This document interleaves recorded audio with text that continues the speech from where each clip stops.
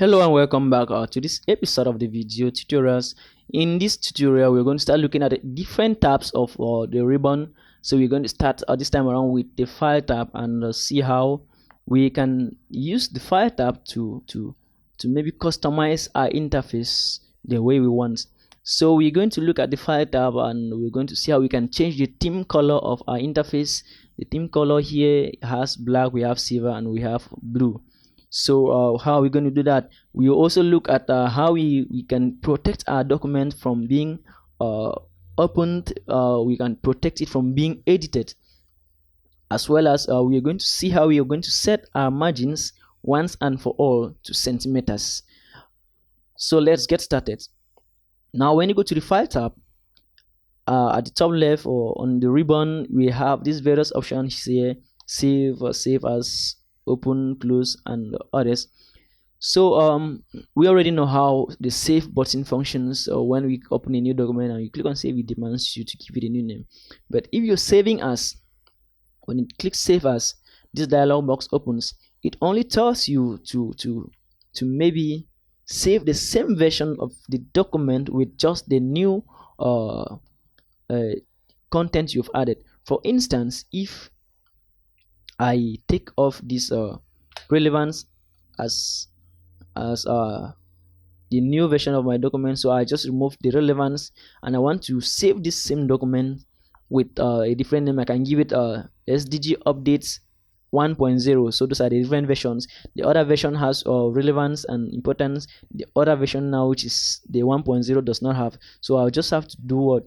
Go to my file and do save as, and then I just add 1.0 and click OK. You see that what I have here is a SDG 1.0, SDG update 1.0, which means this is the new version of the same document that I've been working with.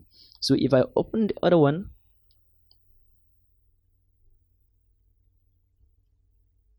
you see that this one has relevance and importance, but the other one does not have the relevance and importance. So save as only demands you or permits you to give maybe an updated name to the same version of the document and keeps now the few changes that you have made. Now back to the file tab, we have the open, and the open here is to open maybe a recent or an already existing document that you have. So when you click on open, it takes you to this dialog box. You can go into your documents to choose which document you want to open, or you can open the document from an external drive, maybe a flash or an external hard drive. We can go now to close. Now close here demands us to close a document, closing your document without closing the interface. For instance, if I click on close, you see that it closes the document but not the interface. Now it's happening like this because I have several documents open. Let me just leave it with one document. Okay, now we have this. So if I click on close, you see that I'm closing just the document and not my interface. So you can actually have the effect of closing the document if you have just a single document that is open. So when you close your document, like going to the file tab and you click on close, which is not active now because there's no document that's open, you're actually closing just the document and not the interface. So back to the file, we have info. Now I talked of we're going to see, or we're going to learn how to protect a document from view. So when you go to the file tab, this info is automatically selected, and so under the info we have all of these issues. It tells you that product activation required. That's not a big deal. We have permissions. So on permissions, now this way you can protect your document.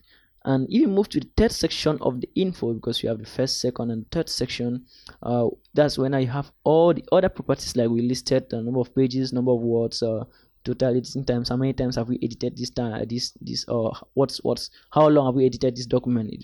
We have edited this document for about 583 minutes. Title, you've not added title, I can add the title here. The tags, can add the tags and other things. So these are the details of the document, the last person who modified the document, and related people who have maybe worked on the documents. So on the info, we can permit our document to be edited or opened doing the following. So when you go to permissions and click on permits or protect document, you have all these other options on this dialog box. We have mark as final, we have encrypt with password. So if I encrypt this document with password, I can give it 12345 12345 and click OK. Now I'll re-enter to confirm 12345. So my document is being protected. If I close it now,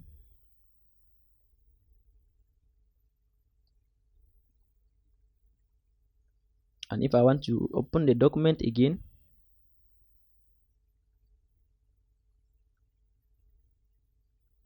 now it demands for a password because I've protected it from view, which means that nobody is going to open this document unless I give the person access by giving the person the password. So if I input my password now 12345 and click OK, I can view my document.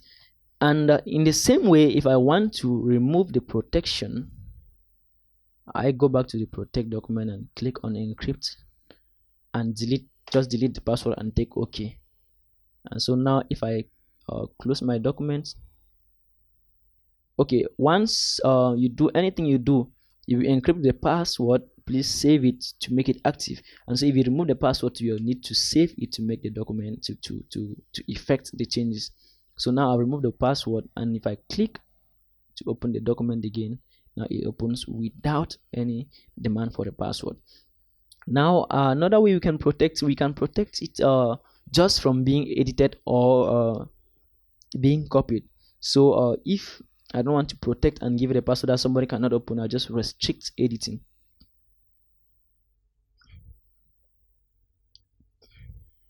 So I'll say limit formatting to a section of. So just go to the second option and click allow only this kind of, what kind of, nobody. So I'll start to enforce and I'll put my password 12345 12345 and I take OK. Now this document is protected. You cannot write anything on it. Once you want to write, it will demand for. So nothing can be done to it. The person can only copy, but you cannot paste. So that's how you can protect your editing your document from being edited. And same like you want to just remove all the protection, you just go back there to restrict editing, and then you see stop protection, and I put my password and take OK.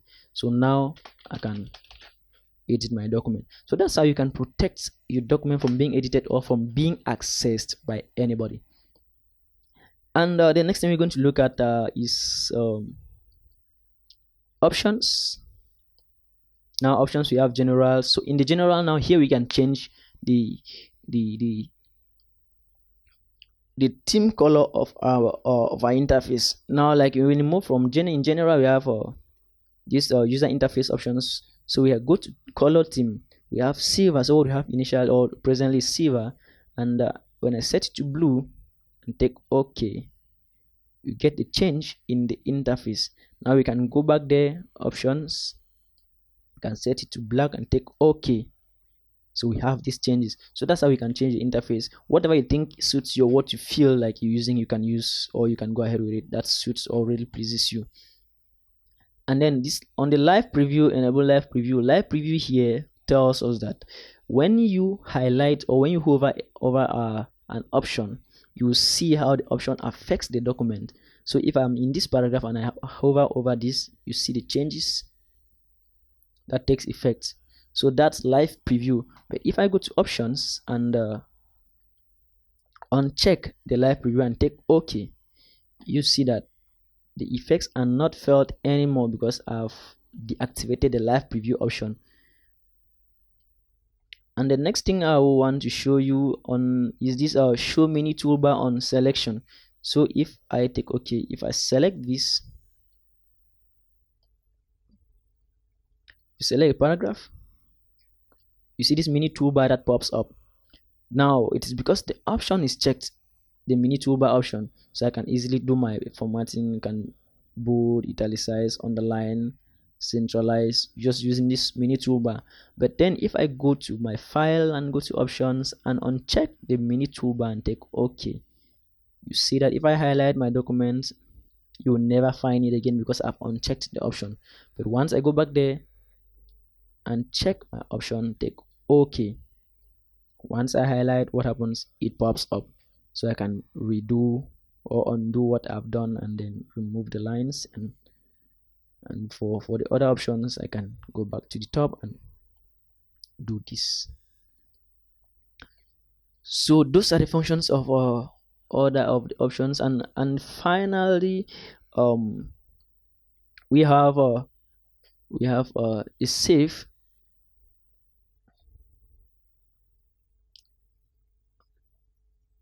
On the display, I will talk on this when we start looking at the home tab.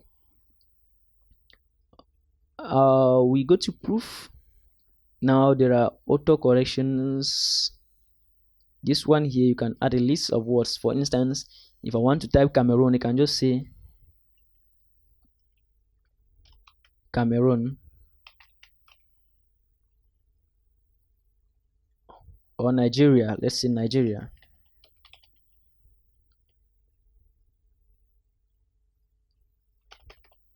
You want to type Nigeria, you type it half and you say it should be replaced with Nigeria.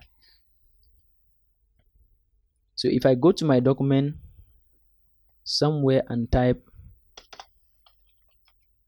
NIG and take OK, so it fills it automatically with Nigeria because I've added it to my autocorrect dictionary.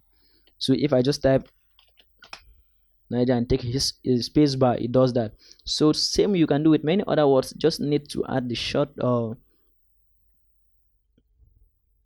autocorrect. So you just add the word here that you want to be replaced, and then you add now the full word on the other side and take OK, or you add. So that's how you can add maybe autocorrect option to your document system. And then we have the save. Here we can demand the document to save after every 10 minutes. That's automatically without us pressing the save button. And then on the auto recovery file location, we can set a location to which our auto saved document is being saved. Because if we don't save this, at times when we are working and electricity shuts down, we are always in the shock that, wow, I'm missing my document. So when you set your auto save recovery location, and then you set the time frame. So if I can set my time frame to 5 minutes, which is more better than 10 minutes, which means every 5 minutes my document will automatically save. Now the auto save, I will set the location to maybe a point that I will always access. So if I go to my documents and say, okay, I want to send it to maybe Adobe folder, I just keep it there. So once I'm working with my document and it's auto saving, now when electricity shuts off, or when I'm out of electricity, whenever my machine regains power, I directly go to the Adobe folder and I'll have all my content that has been saved.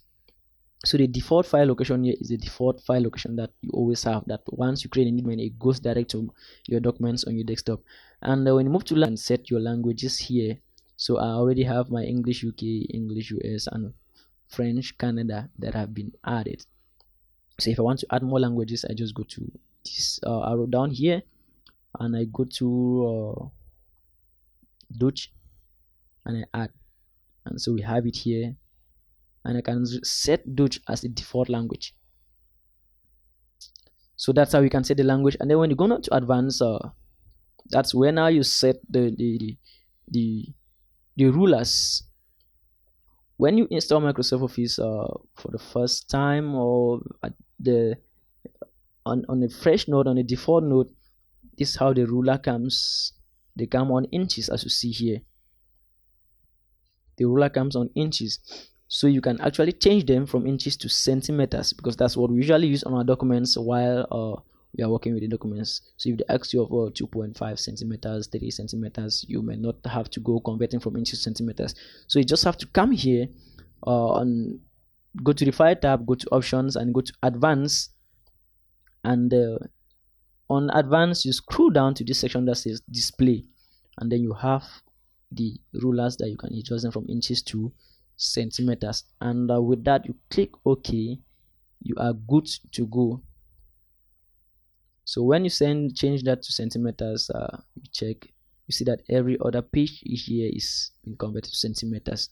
That's that we have for the file tab on Microsoft Office Word. I believe you have learned a few things, and others that you have not known, or that you have known but you cannot use them very well. So thank you for watching. See you in the next video. So that's that we have for the file tab on Microsoft Office Word. I believe you have learned a few things, and others that you have not known, or that you have known but you cannot use them very well. So thank you for watching. See you in the next video.